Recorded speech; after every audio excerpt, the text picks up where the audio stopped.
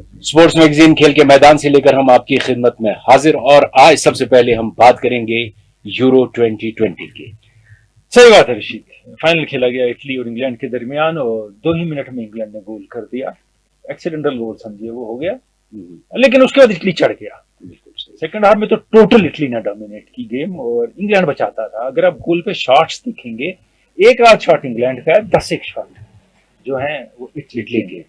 हालांकि हमने यहाँ पे ये बात कहना जरूरी है कि कोपा अमेरिका की हमने बात पहले की थी पिछले प्रोग्राम में, लेकिन मैंने आपसे पूछा था कि आपकी नजर में यूरो 2020 कौन जीतेगा, तो आपने कहा था इटली की टीम जीतेगी, क्योंकि आपने एक अच्छा पॉइंट उसमें बता दिया था। आपने एनालाइज जबरदस्त किया था कि ये जो इटली की टीम है ये चढ़ के खेलती है, ये डिफेंसिव नहीं खेलती है। और आप देख लें कि ये मैं शायद वाहिद आदमी था, मैं फिर कहूंगा जो प्री टूर्नामेंट फेवरेट इटली को माना था जिसने कि इटली टूर्नामेंट जीत सकता है।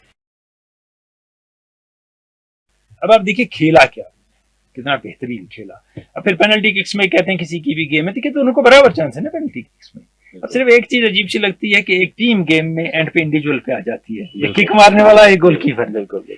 लेकिन इटली वेल डिजर्व्ड विनर है। 34वीं लगातार जीत है उनकी पिछले 3 सालों में फुटबॉल में, और जब से मैंचीनी कोच बने हैं, मैनेजर बने हैं, तब से बहुत बेहतरीन खेल रहे हैं। और केलिनी की शक्ल से मुझे दिखता था कि आलमी कप ले जाएंगे जब मैं उनको देखता था। और बाकी टीमों की, खासकर इंग्लैंड की, जब मैंने उस दिन भी मैच देखे, उनके हर दिल में यानी शक्ल से, हो सकता है लोग कहें अजीब बात है, एक डर लग रहा था क्या होगा।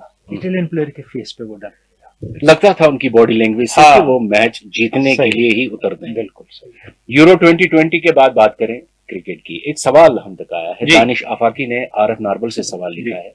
ये पूछते हैं कि तीसरे वनडे इंटरनेशनल में पाकिस्तान की फील्डिंग कश्मीर की मोहल्ला टीम से भी बदतर थी। आपने ये भी लिखा है कि वहां पर 20 साल पुराने खिलाड़ियों को लाते हैं और उनको खिलाते हैं। क्या आपको नहीं लगता है कि ये जो वहां की मैनेजमेंट है वो अच्छा नहीं करती है? ये डिफेंसिव अप्रोच है ना। देखिए पहली बात ये कि सही बात है, कैच छूट है, उससे मैच हारा, नो डाउट अबाउट इट। लेकिन कश्मीर की फील्डिंग की आप बात क्यों नहीं कर रहे हैं? मैं 40 साल से जानता हूँ हमारा एयरफोर्स कितना खराब है, हम कैच कितने छोड़ते हैं। सही है, वो ये सही है कि फील हुआ होगा लोगों को कि अगर 332 रन 30 रन बनाती है और टीम हार जाती है। लेकिन इस सारे में रशीद जो ये कमेंट है, जो फेसबुक पे है, ट्विटर पे है, जानने वालों के हैं, बेकार के फैंस के हैं, इसके हैं, उसके हैं, उसमें सब में पाकिस्तान के पुराने क्रिकेटर समेत मलामत है पाकिस्तान क्रिकेट की बुरी तरह से। लेकिन एक ने भी नहीं कहा कि इंग्लैंड ने अच्छा खेला। अरे ये भी तो मान लो दूसरी टीम कद्दू नहीं है, सही, वो भी खेलने आई है। बिल्कुल सही। और दूसरी टीम ने बेहतर खेला, वो जीत गए। आप उनको क्रेडिट देने को तैयार ही नहीं है। हाँ पाकिस्तान ने अच्छा नहीं खेला क्योंकि उनकी टीम नई थी, ठीक है, लेकिन गैर तजुर्बाकार नहीं थी, उन्हें बहुत फर्स्ट क्लास खेली है जो वो प्लेयर आए थे, उनके पास वो तजुर्बा था। दूसरी बात अननोन का फैक्टर था। तीसरी बात ये कि हाँ पाकिस्तान को जब मौके मिले ये नहीं कर पाए डिलीवर, सही है, लेकिन बाहर बैठ के जो उनके प्लेयर हैं वो कभी पाकिस्तान टीम को बनने नहीं देंगे और आगे बढ़ने नहीं देंगे। देखिए टीम हार गई तो आप कह सकते हैं ये खामी रही, इधर से गाली, उधर से गलोच, उधर से इसको निकालो, वो गलत है, पता नहीं क्या क्या बातें। और वैसे ही फैन भी जो है, जो गेम कम जानते हैं, जज्बाती ज्यादा है, तो लिखे जा रहे हैं खिलाफ। जो खेलने उतरा है वो भी पूरी कोशिश करता है। हम गलत फहमी के शिकार हैं कि जो मैदान में उतरा है वो नहीं चाहेगा मैं जीतूं, हर एक आदमी जीतना चाहता है। लेकिन आपने एक अच्छा पॉइंट कहा कि इंग्लैंड की टीम की किसी ने तारीफ ही नहीं की। उनकी टीम भी कोई पुरानी टीम नहीं है, कोई एक्सपीरियंस टीम नहीं थी। आप देख लीजिए उनका प्रोफेशनल अप्रोच। हाँ बिल्कुल सही, उनका प्रोफेशनल अप्रोच। आप उनकी भी तो तारीफ करें, दो बातें करें। अब ये विराट कोहली ना बने कि फाइनल हार गए वर्ल्ड टेस्ट चैंपियनशिप का, तो उनने की बात ही नहीं की उनकी टीम की। इसी टीम ने पहला T20 जीता, टीम सेम थी, और हाईएस्ट स्कोर पाकिस्तान का एवर T20 में बना है ना। हाँ, तकरीबन सेम टीम है। तो ये चेंज कैसे? अच्छा खेला, फुल स्ट्रेंथ इंग्लैंड की टीम थी, मॉर्गन की टीम थी उसके साथ। और एक चीज है जिसपे नजर कम जाती है, पहले तीनों मैच जो वनडे खेले पाकिस्तान ने सेम टीम रखी, कुछ गलत नहीं किया जी, अच्छा किया। वो कंसिस्टेंसी आज आपको पहले T20 में दिखी कि प्लेयर को पता था कि मुझे टीम में रखा जाएगा, मैं खुल के खेलूं, मैं परफॉर्म कर सकता हूं। वो कंसिस्टेंसी जब उसने सिलेक्शन में देखी, इसलिए आप देखिए मकसूद आए पहली बॉल से चौका छक्का, हफीज आए तो पहली बॉल से मारना, फखर जमान आए तो पहली बॉल को हिट। ये ने उनको पता था कि हमारी प्लेस है टीम में, we have been given licence to go for it. और उसमें रिजवान और बाबर आजम ने बेहतरीन इनक्रेडिबल इनिंग्स खेली, इसमें कोई दो राय नहीं है। और बाबर आजम की रिजवान की गिद्दी बैटिंग उनकी घूम रही है, ये बहुत अच्छा खेला। मुझसे अगर आप पूछेंगे, मैं जब मैचेस देखता हूं पाकिस्तान के, जब पाकिस्तान की टीम वनडे खेलने उतरती है और फिर T20 के लिए उतरती है, टी ट्वेंटी खेलते वक्त मुझे लगता है हशाश बशाश उतरते हैं और उनके माइंड में ये होता है कि अब जीतेंगे। ये वजह क्या है? ये मेरे ख्याल में बहुत से खिलाड़ी जो इसमें हैं वो वनडे में नहीं होने चाहिए। कुछ हैं बॉलर जो 10 ओवर के नहीं है, कुछ बैट्समैन है 50 ओवर की इनिंग के नहीं है, वो 20 ओवर की इनिंग के 5 ओवर बैटिंग। तो पाकिस्तान की मैनेजमेंट क्या ये नहीं कर रही होगी मेरे ख्याल में, जैसे अब शोएब मकसूद को लाए टीम में, बाकियों को लाए हैं, अब मोइन खान के जो फर्जंद हैं आजम खान, उनने पहला मैच खेला, थोड़ा वजन ज्यादा हिट में पावर रहेगा लेकिन फील्डिंग भी करनी है, थोड़ा कम करना पड़ेगा एक टाइम उनको। तो अच्छा अप्रोच है। अब आज का वो जीते या ना जीते वो अलग बात है, लेकिन अगर आप टीम में कंसिस्टेंसी दिखाते हैं कि तुम हमारी टीम हो, तुम्हें खेलना है और तुम ही खेलोगे, तो प्लेयर अच्छा परफॉर्म करते हैं। अगर उनको खतरा रहता है कि वो तलवार लटक रही है, श्योर नहीं हूं कब खेलूंगा कब नहीं खेलूंगा, तो परफॉर्मेंस खुल के नहीं होती है। क्रिकेट की बात और होगी प्रोग्राम में, लेकिन यहाँ पर दो बातें टोक्यो ओलंपिक्स की। टोक्यो ओलंपिक्स मुनफरिद है एक अंदाज से, आपको भी ये पता है, हमको भी पता है, लेकिन हमने एक सेगमेंट तैयार किया है, ये मुनफरिद बातें हैं टोक्यो ओलंपिक्स की। आइए देखते हैं। बात करें टोक्यो ओलंपिक्स की। 23 तारीख से शुरू होने जा रहे हैं टोक्यो ओलंपिक्स, और ये एक किस्म के मुनफरिद और अनोखे ओलंपिक्स होंगे। थॉमस बाख जो इंटरनेशनल ओलंपिक कमेटी के सदर हैं, उनका कहना है कि इससे बेहतर प्रिपरेशन और तरीका ओलंपिक्स में आज तक तारीख में नहीं अपनाया गया। जापान से उम्मीद थी, लेकिन कोरोना ने ओलंपिक्स को पीछे धकेल दिया है। ओपनिंग सेरेमनी होने जा रही है शाम 4:30 बजे, हम यहाँ देख सकेंगे। जापान में 8 साढ़े 8 बजे होंगे उसका शाम के। कहा गया था पहले 10,000 लोग जमा होंगे, 68,000 कैपेसिटी है स्टेडियम की उसमें, लेकिन अब 1,000 होंगे, सिर्फ 1,000 होंगे। SOP सारे मेंटेन किए जाएंगे और उम्मीद की जाती है कि एम्परर ऑफ जापान इसको डिक्लेयर करेंगे ओपन, और जिल बाइडन अमेरिका के सदर की शरीक हयात वो भी मौजूद होंगी, और एक बड़ी डिग्नेटरी जिसकी उम्मीद है कि वहां मौजूद होगी वो फ्रांस के सदर मैक्रोन, क्योंकि अगले ओलंपिक्स जो है वो फ्रांस में होने जा रहे हैं। अब मुनफरिद और मुख्तलिफ कैसे हैं ये ओलंपिक्स, आप सब जानते हैं सीवी की वजह से, कोविड की वजह से। 10 तारीख को इनॉग्रेट हुई गेम्स विलेज, जहाँ सारे एथलीट रहते हैं, और वहाँ कोई नहीं जा सकता, सबके लिए आउट ऑफ बाउंड्स होती है, प्रेस हो कोई हो, कोई भी नहीं जा सकता, वो उनके घर हैं, वहाँ नहीं आप जा सकते। और ये 21 रेजिडेंशियल ब्लॉक्स हैं, बहुत बड़े इलाके पे ये फैला हुआ है, 44 हेक्टर पे फैला हुआ है, लेकिन कोई फैनफेयर नहीं, कोई इनॉग्रेशन नहीं हुई जैसे होती है। बिल्कुल खामोशी से एथलीट आने लगे और जाने लगे, या ऑफिशियल्स आने लगे। एथलीट्स को कहा गया कि सिर्फ 5 दिन पहले आएंगे और इवेंट के 2 दिन खत्म होने के बाद चले जाएंगे, वहां किसी को नहीं रहना है। ये भी पहली बार हो रहा है ओलंपिक्स में। जो ओलंपिक विलेज होती है इसमें रेजिडेंशियल अपार्टमेंट्स होते हैं, और पूरे फ्लोर पे जितने लोग हों, जितनी बड़ा कंटिजेंट जितना बड़ा हो, जैसे चीन का बहुत बड़ा होता है कंटिजेंट, USA का होता है, ऑस्ट्रेलिया और इंग्लैंड का बड़ा कंटिजेंट होता है, फ्रांस का होता है, तो वो क्या करते हैं कि बालकनीज जो होती हैं अपने कमरों की, उनके बाहर अपने मुल्क के झंडे लटकाते हैं। उससे दूर से दिखता है कि कौन सा फ्लोर, कौन सा फ्लैट किस मुल्क का है, लेकिन वहां भी अभी सिर्फ 21 मुल्कों के झंडे नजर आएंगे, वहां भी कुछ सबड्यूड ही है एटमॉस्फेयर। मेडल सेरेमनी भी बड़ी अनोखी है, कोई डिग्निटरी नहीं आएगी मेडल देने, कोई किसी को मेडल गले में पहनाएगा नहीं। मेडल जो लेके आएंगे वो एक ट्रे पे लेके आएंगे तीनों मेडल, और उनके हाथ सैनिटाइज किए हुए होंगे, ग्लव सैनिटाइज होंगे, मेडल सैनिटाइज होंगे। वो आके खड़े रहेंगे ब्रॉन्ज, सिल्वर और गोल्ड मेडल के सामने विनर के, वो खुद मेडल उठाएगा और अपने गले में डालेगा। मास्क पहन के वो भी होगा और ये भी मास्क पहन के होगा, तो कोई गले नहीं मिलेगा, कोई हैंडशेक नहीं किसी तरह का। ये स्पेक्टेटर्स पे बैन है, स्पेक्टेटर नहीं आ सकेंगे, जो देखेगा टेलीविजन पे देखेगा, और बहुत जगहों पे बड़े बड़े स्क्रीन लगाए जाते हैं सारी दुनिया में इस इवेंट के लिए। वैसे भी वहां भी चाहेंगे इज्तिमा ना हो, लोग जमा ना हो। कहा जाता है तकरीबन 18,000 एथलीट होंगे। अब देखिए 18,000 एथलीट का मतलब हुआ कि उनके साथ कम से कम 10,000 ऑफिशियल बहुत होते हैं, अपने पर्सनल कोच होते हैं, ट्रेनर होते हैं, डाइटिशियन होते हैं, फिर बाकी किस्म के ऑफिशियल होते हैं, बहुत ज्यादा ऑफिशियल एक के साथ होते हैं। एक एथलीट का भी कहीं अपना कोच होता है साथ, बहुत से बड़े एथलीट्स जो हैं। तो रोज उनकी CV टेस्टिंग होगी, कोविड की टेस्टिंग रोज होगी, और हर एक को हर वक्त मास्क पहनना है। डेली टेस्टिंग के बाद ये 18,000 एथलीट जो हैं इवेंट में हिस्सा लेंगे, और उसके बाद फिर टेस्टिंग होगी। जो विलेज में क्लिनिक है और जो इंटरनेशनल ब्रॉडकास्ट सेंटर में क्लिनिक है वो 24 घंटे काम करेगा।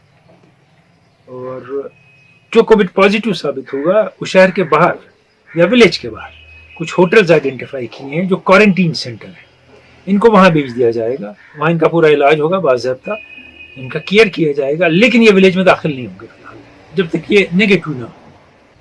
और जो विलेज में लोग होते हैं, चाहे एथलीट हो चाहे बाकी लोग हों, ऑफिशियल हों, हम भी जिन गेम्स में गए हैं तो उसके बाद आप बाहर चले जाएं, घूमने चले जाएं, जिस दिन ब्रेक है या 1 घंटा है तो कोई जगह देख के आएंगे, कुछ अलाउड नहीं, no sightseeing allowed, no loitering on the road allowed for any official और एनी एथलीट ड्यूरिंग ओलंपिक्स।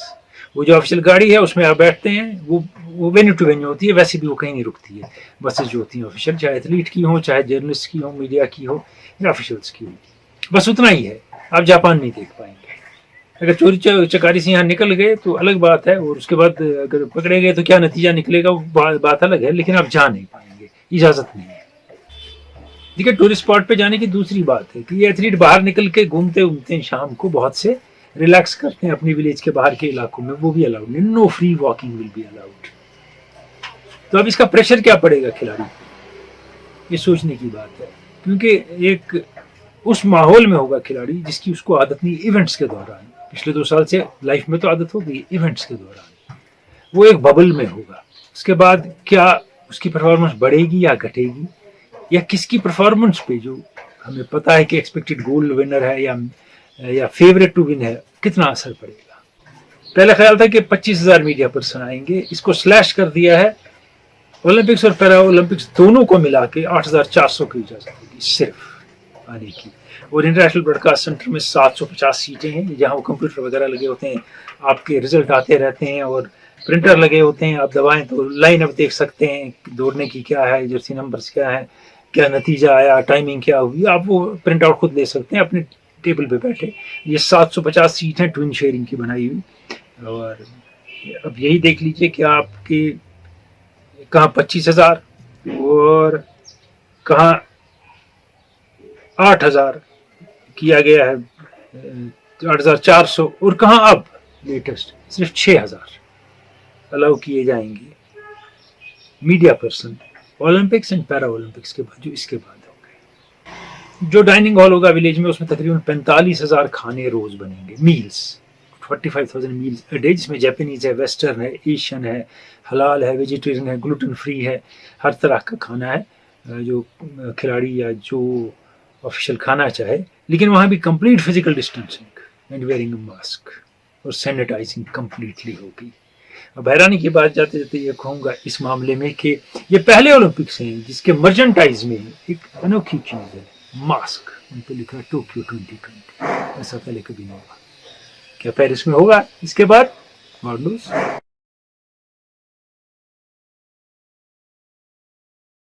ये थी टोक्यो ओलंपिक्स की मुनफरिद बातें। और अब बात करें ऐसे क्रिकेटर की जो बिछड़ गए हमसे, जुदा हो गए, लेकिन उतनी ज्यादा उम्र के नहीं थे, नहीं 66-67 साल के थे, यशपाल शर्मा। और वर्ल्ड कप 83 में उनका जबरदस्त रोल। देखिए, वर्ल्ड कप 83 की टीम का पहला शिकार हो गया। टीम अभी इंटैक्ट है, पहले जो गुजर गए उसमें से वो यही है, यशपाल शर्मा है इसमें से। और यशपाल शर्मा ने स्कूल्स में दिखा दिया था उनमें क्या दम है, जब JNK के खिलाफ 264 रन बनाए उन्हें कूच बिहार में, और उसके बाद यूनिवर्सिटी क्रिकेट में, फिर रणजी ट्रॉफी में। और एक तो बैट्समैन बहुत अच्छे हैं, बड़े गट्सी, साथ में इनक्रेडिबल फील्डर उस जमाने में। उस जमाने में वो मूवमेंट, वो दौड़ना वगैरह बहुत कम था प्लेयर में। पटौड़ी के वक्त था वो थे, फिर नहीं आए इतने। क्लोज फील्डर इंडिया के बहुत अच्छे थे, आउटफील्डर। जो 83 के आलमी कप में भारत ने पहला पूल मैच हराया वेस्ट इंडीज को, उसमें 83, 80, 88 की इनिंग उसी ने सेट किया मैच। सेमीफाइनल में 50 इंग्लैंड के साथ उसी ने मैच सेट किया। तो इसलिए एक बड़ा लॉस है। बहुत अच्छे खिलाड़ी रहे हैं और बहुत ज्यादा कंट्रीब्यूट किया इंडियन क्रिकेट में। मैंने देखा है कलकत्ता टेस्ट में भी, जब 80-81 की सीरीज में 2-0 पाकिस्तान ने यहाँ सीरीज हारी आसिफ इकबाल की टीम के खिलाफ। लास्ट मैच इमरान खान ने खेला और पहला खेला, बीच में बाकी काम करते रहे वो, तो उसमें भी जीते। तो उसमें उन्होंने 9 विकेट लिए और इंडिया को खत्म कर दिया था, जो बीच में रुक के अटक गया संदीप पाटिल। और ये आप देखिए, आजकल की क्रिकेट जब हम देखते हैं, T20 देखते हैं, आजकल की जो वनडे जिस तरह से खेला जाता है, लगता है कि आजकल की क्रिकेट यहाँ से डिफ्लेक्ट, वहां से डिफ्लेक्ट, स्टाइल में हर बॉल पे सिंगल, तेज दौड़ना, बिल्कुल गैप्स निकालने, ग्रेट लॉस। अब हम बात करें ऑस्ट्रेलिया और वेस्ट इंडीज की जी। T20 series. अब देखिए डिफरेंस क्या है, वेस्ट इंडीज की टीम शेर जैसे नजर आती है। तो वेस्ट इंडीज की टीम ने वो पोलार्ड के आने के बाद, कैप्टन बनने के बाद बहुत चीजें की हैं कि उनने बहुत से प्लेयर जिनको उनने ऐसे ही निकाल दिया था टीम से, जो कुछ ने रिटायरमेंट अनाउंस की थी, उनको हौसला देना शुरू किया। इसमें ब्रेवो है, सिमंस है, रसल है। इन्हें शुरू में परफॉर्म नहीं किया और हमने प्रोग्राम में कहा कि ये बुरे परफॉर्म नहीं करते, लेकिन अब करना शुरू कर दी, क्योंकि उनको पता हम टीम का हिस्सा है। Every one of them is a match winner. अब ये लोग आज कह रहे हैं, मैंने पिछले आलमी कप में कहा था, और यहाँ एक मैगजीन ने इंटरव्यू लिए थे सारे क्रिकेटर्स के और मेरा भी, मैंने उसमें कहा था वेस्ट इंडीज जीतेगा, और लोगों ने हंसा था, वो आलमी कप कैसे वेस्ट इंडीज जीत सकता है, पिछले जीत गया ना वेस्ट इंडीज। मुझे याद है। आज भी बहुत अच्छी टीम है वेस्ट इंडीज की, मगर आज मैं उनको फेवरेट अभी नहीं कह सकता, लेकिन ये अच्छी टीम ने जमा की है और आज पूरन कैप्टनशिप कर रहे हैं, पोलार्ड नहीं खेल रहे हैं। ये भी एक पॉजिटिव स्टेप है, यंग है, एग्रेसिव है, पूरन कीपिंग करते हैं, बैटिंग करते हैं, तो आगे बढ़ रहे हैं ठीक से वो। इसी हवाले से मुश्ताक लोन ने तुर्कमंगम शोपियान से सवाल पूछा है। आप पूछते हैं कि क्या गेल का जो एम है कि उसकी टीम तीसरा आलमी कप जीतेगी और वो उसका हिस्सा होंगे, क्या ये ख्वाब उनका पूरा हो सकता है? हो भी सकता है, लेकिन गेल को इससे ज्यादा परफॉर्म करना होगा। पिछले 5 मैच में, 6 मैच में 150, गेल पे टीम डिपेंड करती है, गेम चेंजर है गेल, और भरोसा नहीं है मैनेजमेंट का, वो ना हो वर्ल्ड कप की टीम है। मोहम्मद रमजान ने मुगलपुरा कुपवारा से सवाल पूछा है, हालांकि पाकिस्तानी टीम के हवाले से सवाल है। लिखते हैं कि मोहम्मद यूसुफ के बैटिंग कोच बनने के चांसेस हैं, क्या आपको लगता है कि वो यूनिस खान से बेहतर साबित होंगे? ये नहीं मैं कह सकता कौन बेहतर और कौन खराब होगा। यूनुस खान ने कुछ तब्दीली लाई है, रिजवान की बैटिंग सामने है, हमें अजहर अली की बैटिंग सामने है, अशरफ ने टेस्ट में जो बैटिंग की है वो सामने, वो नहीं मगर यूसुफ को माना जाता है वो बहुत अच्छे कोच हैं, बहुत अच्छा समझाते हैं, बहुत अच्छी समझते हैं गेम, तो बैड मूव ये नहीं होगी। और हम बात कर रहे थे वेस्ट इंडीज और ऑस्ट्रेलिया की। अब वेस्ट इंडीज के हवाले से एक सवाल पूछा है वाजिद गुलजार ने बांडीपुरा से। लिखते हैं कि वेस्ट इंडीज ने फिर से एक ऐसी टीम तैयार की है जो आलमी कप जीत सकती है, लेकिन आपका क्या ख्याल है, कितने चांसेस हैं उनके आलमी कप जीतने के? बॉलिंग थोड़ी कमजोर है इसमें, फीडल एडवर्ड्स 10 साल के 8 साल के बाद आते हैं, तो यानी इसको बॉलिंग में जगह है कहीं कि क्या ये बॉलिंग प्रेशर हैंडल कर सकेगी, थोड़े इश्यूज हैं बॉलिंग में। बैटिंग में मैंने कहा 6-7 मैच विनर है, उसमें एक प्रॉब्लम भी होती है, कभी जब ये निकल पड़ते हैं ना रेल की तरह, तो सारे निकल जाते हैं सब तक, वहां कोई ठहराव लाना होगा बैटिंग में किसी को, और जो डैरेन सेमी लाते थे पहली टीम में अपने एटीट्यूड से और अपनी बैटिंग से, तो टीम अच्छी है, नो डाउट। आज एक ट्रू फास्ट बॉलर अपना बर्थडे मना रहे हैं, 72 साल के हो गए डेनिस लिली। 18 जुलाई को 2021 को डेनिस लिली एक फिनोमेना है, एक बॉलर नहीं है सिर्फ। कुछ लोग आज के तकाजों पे उनको तोल के कहते हैं हिंदुस्तान में तो नहीं विकेट लिए, आए नहीं है, पाकिस्तान में टेस्ट खेले 3 विकेट लिए 3 टेस्ट में, तो फ्रेडी ट्रूमैन भी तो यहाँ नहीं आए, बैट्समैन ने तो इंडिया में नहीं खेला, ग्रेग चैपल ने तो इंडिया में नहीं खेला, शेन वॉर्न आए तो विकेट खास तो लिए नहीं, क्या वो अजीम बॉलर नहीं रहे, अजीम बैट्समैन नहीं रहे? ये जो सो कॉल्ड अब एक्सपर्ट हर एक बन गया है, ऐसी बातें होती हैं, लेकिन दुनिया ने माना, चाहे वो माइकल होल्डिंग हो, चाहे विवियन रिचर्ड्स हो, चाहे वो इनके कप्तान इयान चैपल हो, चाहे जेफरी वाइकॉट हो, चाहे कोई और प्लेयर हो, कि most complete fast bowler they have seen in their life is Dennis Lillee. 1971 में ये सीन पे आए, 22 साल के थे, वर्ल्ड 11 के साथ मैच था इनका पर्थ में, और वर्ल्ड 11 के कैप्टन सर गैरी सोबर्स थे, और इनने 29 रन देके 8 विकेट, 58-59 रन पे वर्ल्ड 11 को समेट दिया।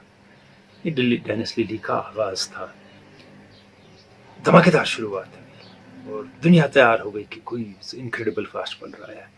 लेकिन अगले साल स्पाइनल फ्रैक्चर 1972 में, और क्रिकेट से बाहर, यही तेज तरीन बॉलर उस जमाने का, और इस फ्रैक्चर से कोई वापस क्रिकेट में नहीं आया। रिसेंट पास्ट में हमने इंजरी देखी है साइमन जोन्स को, शेन बॉन्ड को, उससे पहले ब्रेंडन ब्रेसवेल एक फास्ट बॉलर थे, कोई वापस नहीं आया।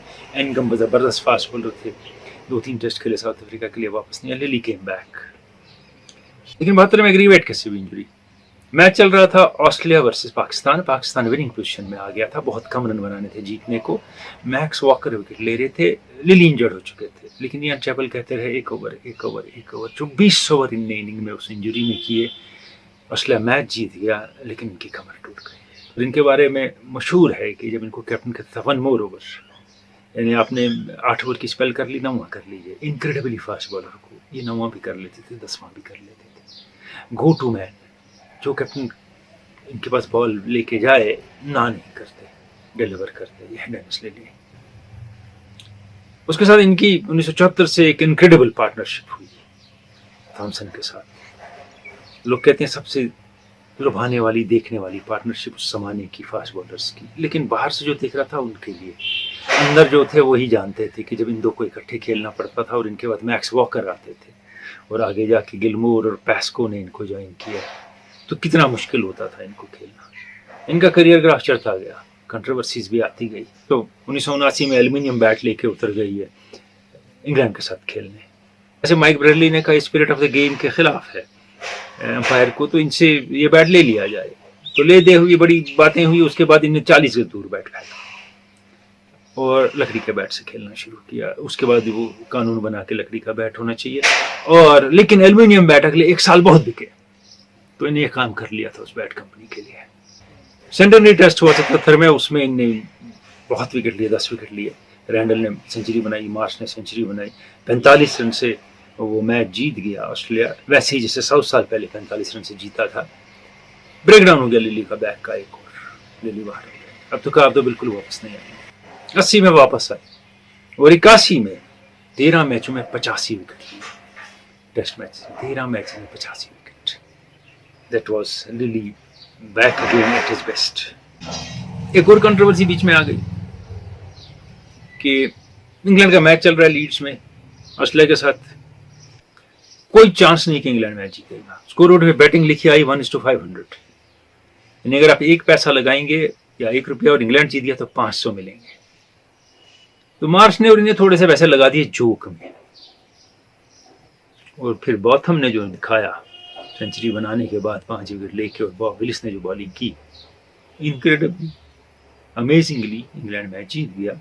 और इन दोनों को 7,500 पाउंड मिले और इन्हें एक्नॉलेज किया हमने ये किया था, इन्हें बेट लगाया था, फिक्सिंग नहीं थी। लेकिन आज इसे कुछ और समझा जाएगा, समझने वाले समझेंगे। एक और कंट्रोवर्सी पैदा हो गई, एक कॉम्बिनेशन बनी उस जमाने में क्रिकेट में जिसकी मिसाल नहीं मिलती है और जिसे कोई सरपास नहीं कर पाया। Scott Marsh bowled Lillee 95 dismissals, 95 dismissals.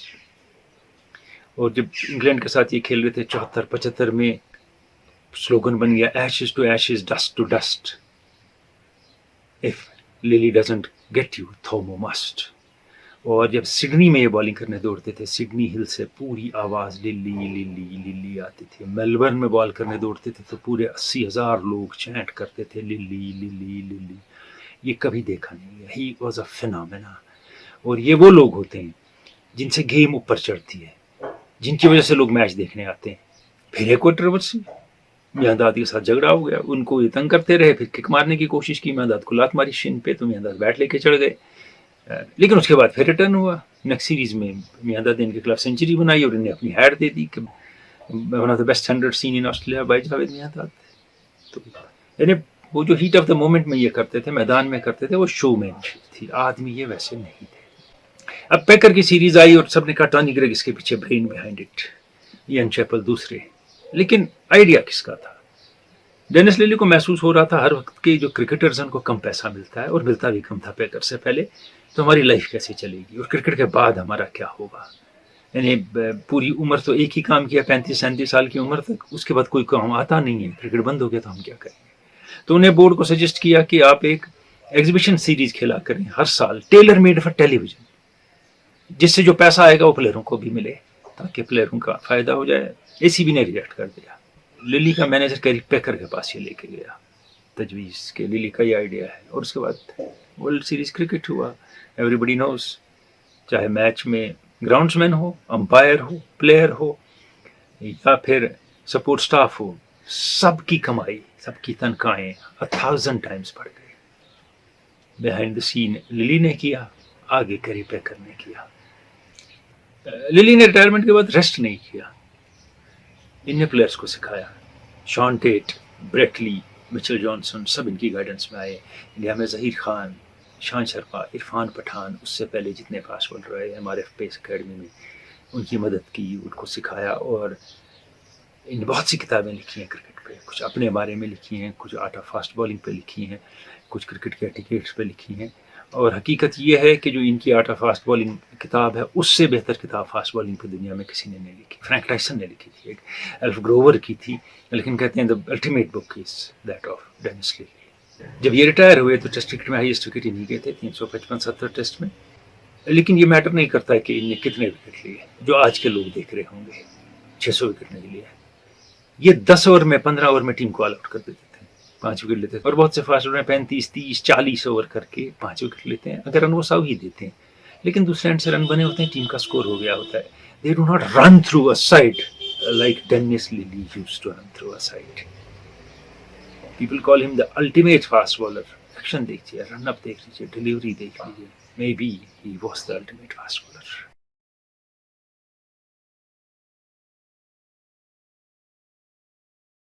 Lily एक ऐसे फास्ट बॉलर, वाकई बैट्समैन थर थर कांपते थे जब वो बॉल कर रहे हैं। सही बात है।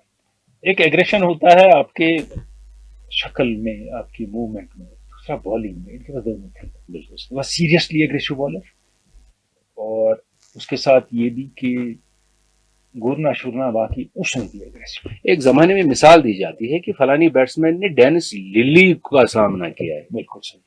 तब माना जाता था कि ये बैट्समैन अगर डेनिस लिली का सामना किया है तब वो बैट्समैन। कहते हैं ना कि मोस्ट कंप्लीट फास्ट बॉलर, सब लोग कहते हैं, इवन ग्रेट फास्ट बॉलर्स कहते हैं कि जब उनकी बात होती है, जैसे इनकी लेग कटर थी मार्शल, कहते हैं I chased him across the globe to learn leg cutter from him and he taught me. तो ऐसी ही बात है कि सही में जो लिली थे वो एक फेनोमेना थे। वैसे प्लेयर कम आते हैं जिनके पीछे दुनिया चलनी शुरू कर देती है। मैदान में उतरा, क्राउड सीधा जिंदा, क्राउड दीवाना, किसी मुल्क में जाएं लिली लिली लिली। बिल्कुल सही बात है।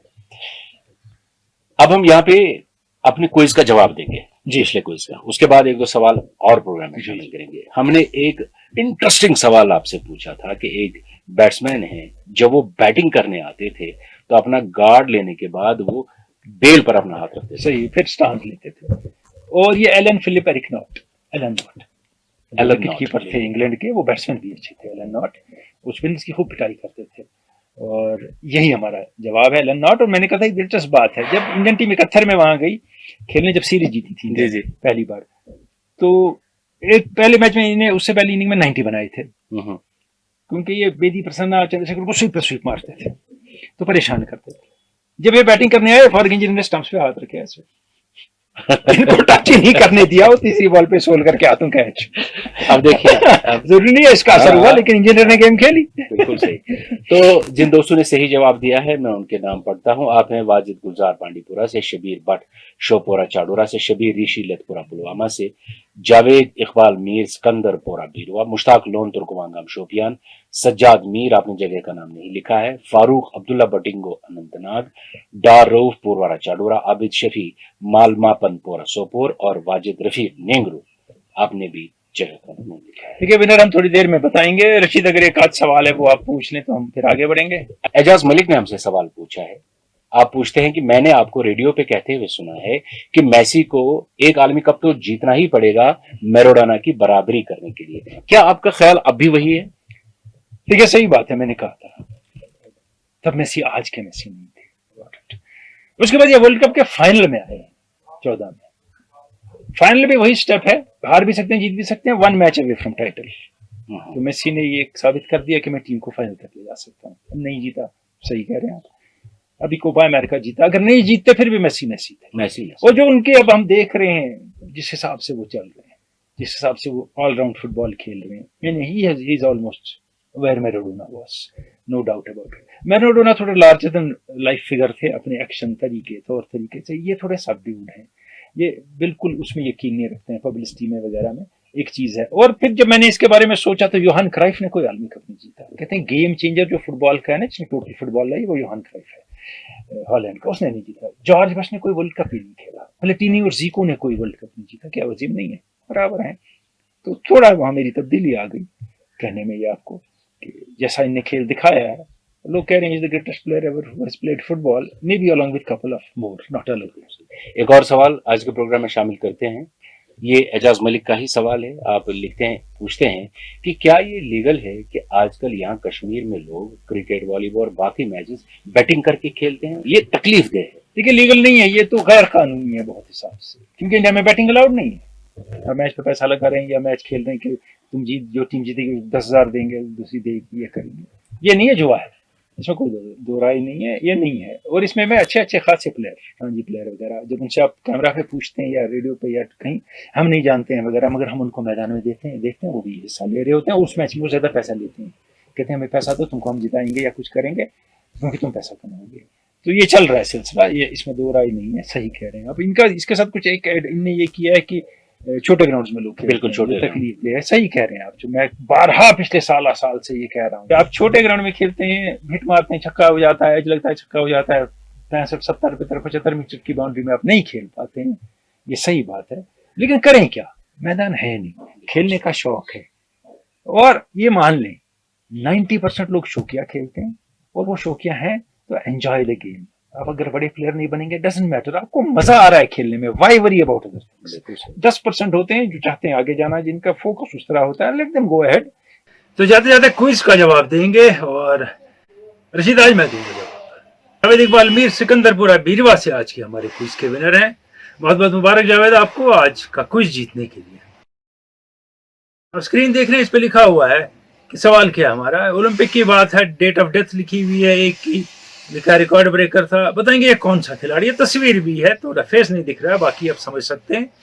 और KKMS फेसबुक पे जो हमारा ग्रुप है उस पर आप इनबॉक्स करेंगे सवाल, और अगले हफ्ते हम इसका जवाब देंगे। इजाजत चाहेंगे, खुदा हाफिज।